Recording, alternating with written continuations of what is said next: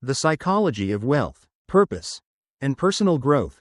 Lessons from 50 years of life experience. Have you ever felt like you're waiting for the world around you to change? Like if only your circumstances were different, your life would be better? Here's a truth that might surprise you.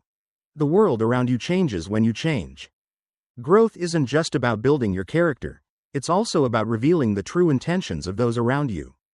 Growth is a mirror. It reflects not only who you are but also who others are in relation to you. In this video, I'm going to share with you the lessons I've learned over 50 years of life. From being a poor child to achieving a 7-figure net worth. These lessons aren't just about money, they're about purpose, relationships, time, and the psychology of human behavior. Whether you're struggling financially, emotionally, or spiritually, these insights will help you reframe your mindset and take control of your life. So, if you're ready to transform your life, let's dive in. Lesson 1. Income does not equal outcomes, the psychology of money management. Let's start with a hard truth. Your income has little to do with your outcomes. You might make 6 figures a year, but if you don't manage your money wisely, you'll still end up living paycheck to paycheck.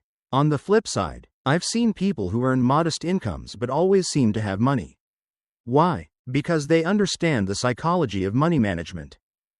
Money is a tool, not a destination. It's not about how much you earn, it's about how much you keep and how wisely you spend it.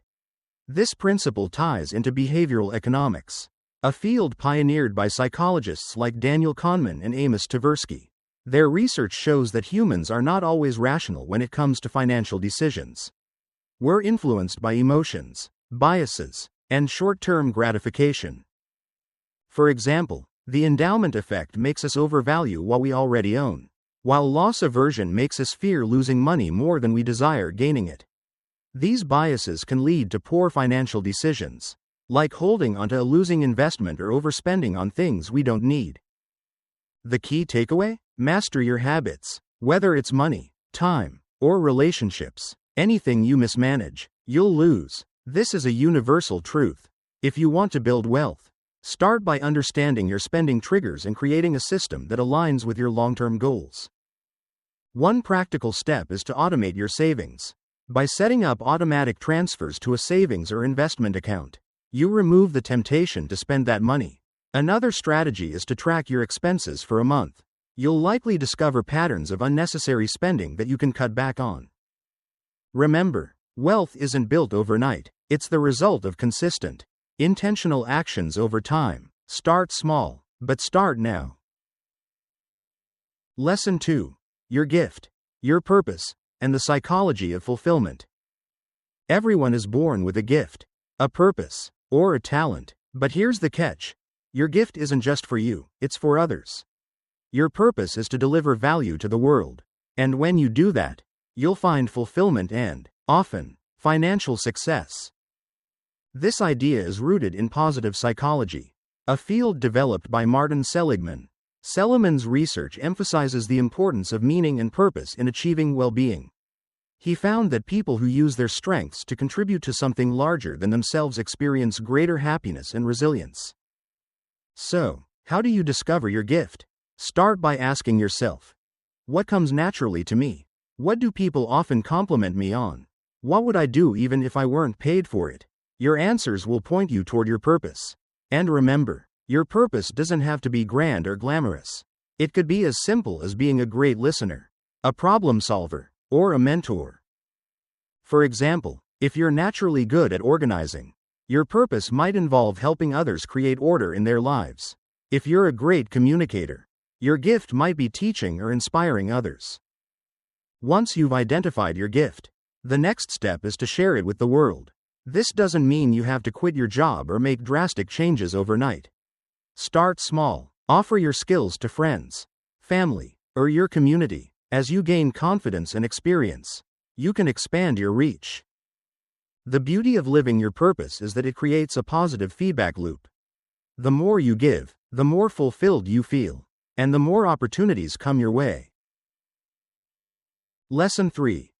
Real wealth isn't just money, the psychology of abundance. We often equate wealth with money. But true wealth encompasses so much more. You can be wealthy in love, time, relationships, wisdom, or even generosity. This concept aligns with Maslow's hierarchy of needs, which suggests that once our basic needs are met, we seek higher levels of fulfillment, such as love, belonging, and self-actualization. Money is a tool, but it's not the end goal. If you're constantly chasing money at the expense of your health, relationships, or peace of mind, you'll never feel truly wealthy. Instead, focus on creating a balanced life where you have enough money to meet your needs and enough time to enjoy the things that matter most. For example, consider the concept of time wealth. This refers to having the freedom to spend your time as you choose. Many people sacrifice their time for money, only to realize later that they can't buy back the moments they've lost.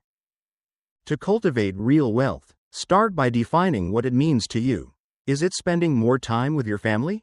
Pursuing a passion project? Giving back to your community? Once you've identified your priorities, align your actions with them. Remember, abundance isn't about having more, it's about appreciating what you already have. Practice gratitude daily by reflecting on the things you're thankful for. This simple habit can shift your mindset from scarcity to abundance. Lesson 4. Deliver value to create wealth, the psychology of contribution. Here's a principle that has transformed my life. You'll make more money when you deliver more value to more people. This isn't just a business strategy, it's a psychological truth. When you focus on helping others, you create a ripple effect that comes back to you in the form of opportunities, connections, and financial rewards. This idea is supported by reciprocity theory, which states that humans are wired to give back when they receive something of value. Think about it. When someone helps you, don't you feel compelled to return the favor? The same principle applies to wealth creation. The more value you deliver, the more you'll receive in return. So, ask yourself, how can I use my gift to help 100 people? 1.000 people? 1 million people? When you shift your focus from, how can I make money, to, how can I serve others, you'll unlock a new level of abundance. For example, if you're a writer, your value might come from sharing knowledge that inspires or educates others. If you're a coach, your value might come from helping people achieve their goals. The key is to identify the unique value you can offer and find ways to scale it. Remember, value isn't just about tangible products or services. It can also come from kindness, encouragement, or simply being present for someone in need. Lesson 5. Time is your most precious resource, the psychology of mortality. Time is the one resource you can't get back. As you get older, time seems to speed up because your subconscious mind knows that your time on Earth is limited. This phenomenon is known as temporal perception, a concept studied by psychologists like William James. The key to making the most of your time is to be intentional. Set clear goals, prioritize what matters most, and eliminate distractions. Remember, you don't know how much time you have left, so don't wait for the perfect moment to pursue your dreams. Start today. One effective strategy is to use the Eisenhower matrix, which helps you prioritize tasks based on their urgency and importance. Focus on activities that align with your long-term goals and delegate or eliminate those that don't. Another important aspect of time management is self-care. You can't pour from an empty cup, so make sure to allocate time for rest, relaxation, and activities that recharge you. Finally, remember that time is a gift. Use it wisely, but also allow yourself to enjoy the present moment. Life is not just about achieving goals, it's about savoring the journey. Lesson 6. Dealing with people is hard, the psychology of relationships. Let's be honest. Dealing with people is one of the hardest things you'll ever do. Whether it's a difficult conversation with a tenant or a conflict with a loved one. Relationships require patience, empathy, and emotional intelligence. This is where attachment theory comes into play. Developed by John Bowlby, attachment theory explains how our early relationships shape our ability to connect with others as adults. If you struggle with relationships, it might be worth exploring how your past experiences are influencing your present behavior. The good news? You can improve your relationships by practicing active listening, empathy, and boundary setting. Remember, it's not about changing others, it's about managing your own reactions and expectations. For example, if you're in a conflict, try to see the situation from the other person's perspective. Ask open-ended questions to understand their feelings and needs. This approach can help to escalate tension and foster mutual understanding. Another key to healthy relationships is setting boundaries. Be clear about what you're willing to accept and what you're not. Boundaries aren't about controlling others, they're about protecting your own well-being. Lesson 7. Everyone has barriers, the psychology of resilience. No one's life is perfect. Everyone faces obstacles, whether it's financial struggles, health issues, or relationship challenges. The difference between those who succeed and those who don't is resilience.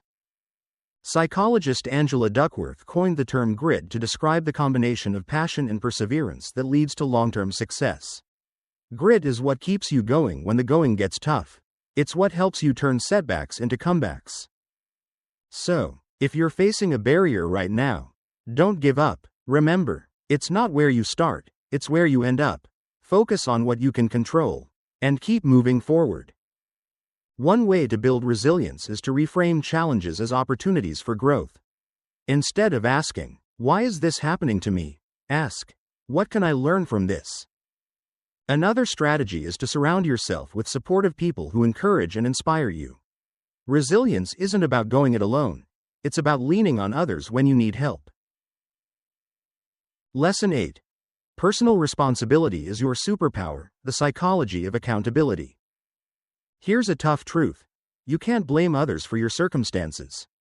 When you take personal responsibility for your life, you reclaim your power. This is the essence of locus of control, a concept developed by Julian Rotter. People with an internal locus of control believe they have the power to shape their lives, while those with an external locus of control blame outside forces for their problems. The choice is yours. Will you be a victim of your circumstances?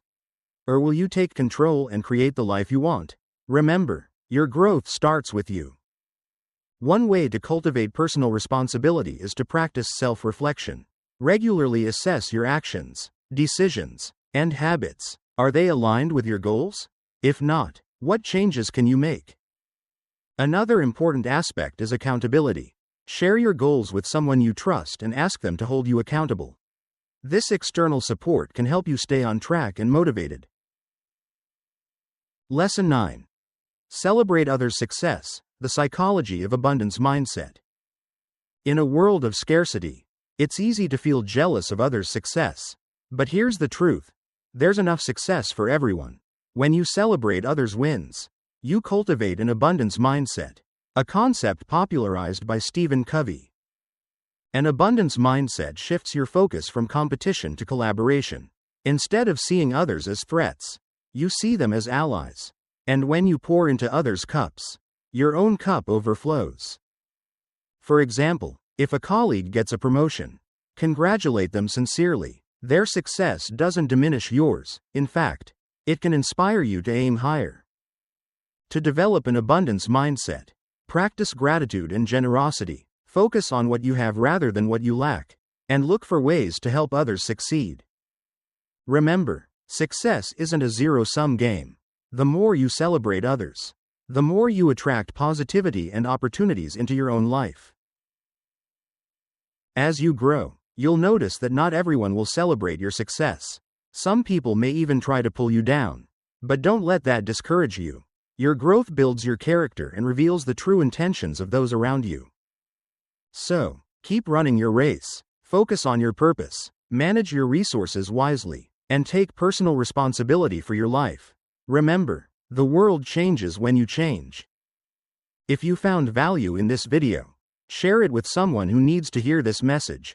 And don't forget to like, comment, and subscribe for more insights on psychology, wealth, and personal growth. Until next time, keep growing and keep shining. Peace.